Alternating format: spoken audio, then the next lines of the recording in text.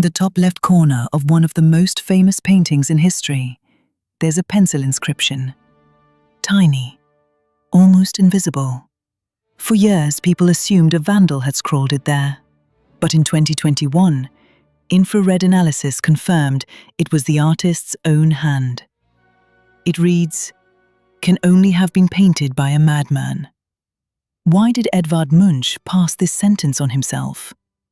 To understand that, we need to stop seeing the scream as a meme and actually look at it. Look at that face. An elongated, boneless skull. Mouth open in silent horror. Hands pressed to the cheeks, not to scream, but to block out something already being heard. The sky above tears open in blood. The bridge below trembles like a stretched wire. And all of it painted on a piece of cardboard less than a meter tall. Everyone knows the scream. It's printed on mugs, hung in offices, turned into memes. That face has become such a universal symbol of anxiety that we've stopped actually seeing it. I want you to see it again, for the first time. Because behind this image is something far darker than people realize. January 1892. Munch writes in his diary about walking down a road with two friends at sunset, when the sky suddenly turned blood red. He stopped, leaned against a fence, exhausted. Blood and fire hung over the blue-black fjord and the city. His friends walked on, but he stood there, trembling with anxiety, sensing an endless scream tearing through nature. This isn't a metaphor. It's a memory of a specific place, a specific evening. Researchers have pinpointed exactly where Munch stood. The road at Ekeberg-Åsen above Oslo, a rocky ledge overlooking the bay and the island of Hoverdøya. This exact spot, this exact turn, this exact railing he leaned on. But here's what matters. The location wasn't random. At the foot of the Ekeberg Hill stood a slaughterhouse. Active, working. Munch could hear it. And not far off stood the city's psychiatric hospital. His sister Laura Catherine was there, committed against her will, the same year he painted this. One man, one railing, and on either side of him, the screams of those who can't stop. Keep that in mind when you look at the sky. The sky in the scream isn't background, it's the main character. Where did that sky come from? Scientists have debated it for over a century without reaching agreement. Theory 1. Krakatoa erupted in August 1883. Volcanic ash rose into the atmosphere and for months afterward tinted sunsets across the northern hemisphere a fiery red. Physicist Donald Olson of Texas State University determined that these kinds of sunsets were visible over Oslo in late 1883 and early 1884. Munch was looking in the right direction, southwest, toward that glow. Theory 2. Nacreous clouds. A rare atmospheric phenomenon that occurs at Norway's latitude. They glow from within. Silver, scarlet, otherworldly. People who've seen them say that's exactly what the sky in the scream looks like. Krakatoa or nacreous clouds. Physics or psyche? Scientists still haven't settled it. Munch himself wrote in his diary that he painted the clouds like real blood, that the color was screaming. The scream isn't the only version of this moment. Munch made 4 versions total. 2 in paint, 2 in pastel, starting in 1893. But before them came a precursor. In 1892, he painted Despair. Same road, same sunset. But in that very first version, the figure stood with its back to the viewer, in the tradition of German Romanticism, like Caspar David Friedrich. an anonymous person staring into space.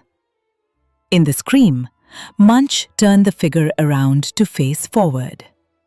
And that single turn changed everything.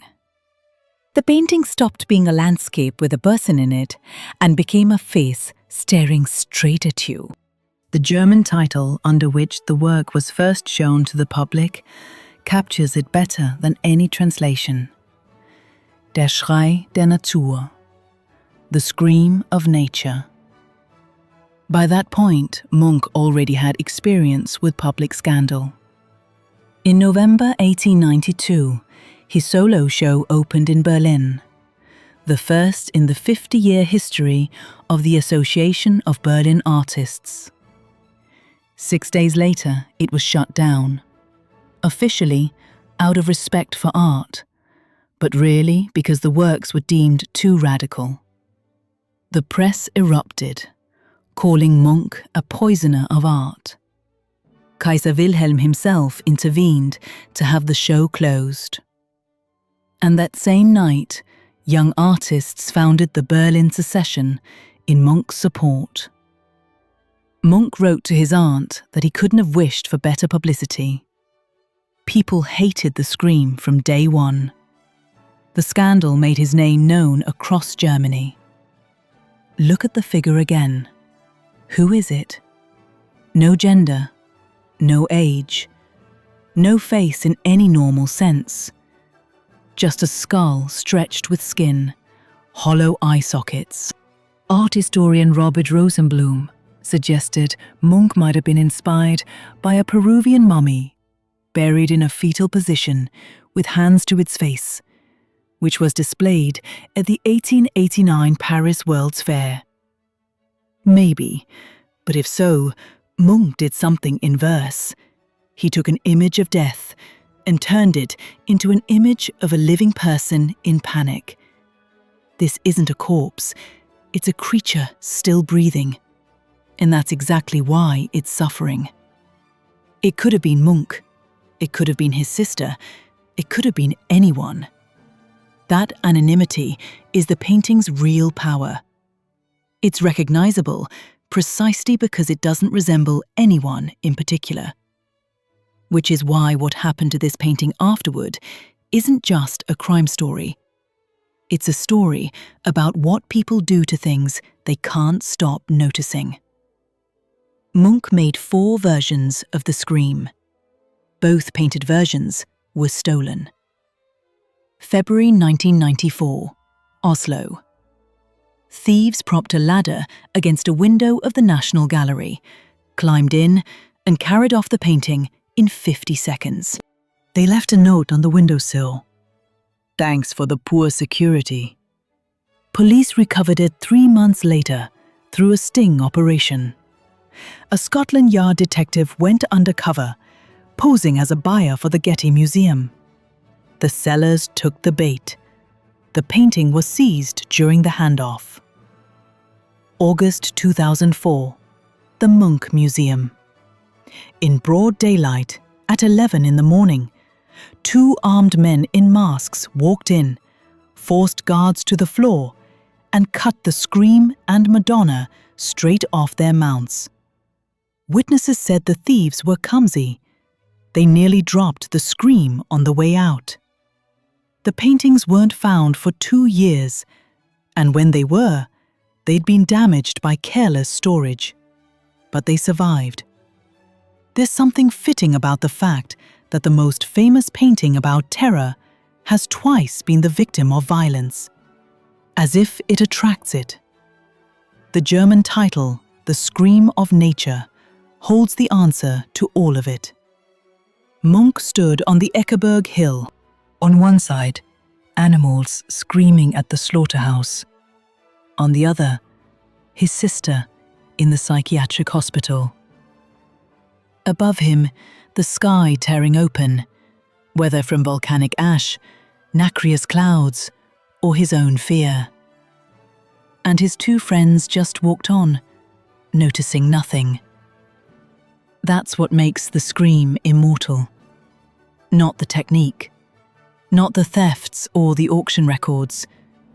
It's that Munch captured the moment someone hears something, from inside themselves, from the world, from the nature of things, that the people around them can't hear. Standing there, hands pressed to their ears, not knowing whether to scream back or just survive. We all know that feeling.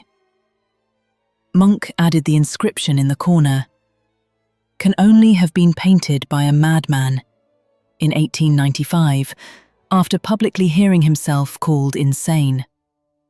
He never painted over it, never explained it, never mentioned it again, not in letters, not in his diaries. He died in January 1944 without ever answering. Confession or provocation? No one knows to this day. What do you think? Was Munch really talking about himself? Or did he turn it into a deliberate slap in the face of everyone who called him crazy? Let me know in the comments. See you in the next video.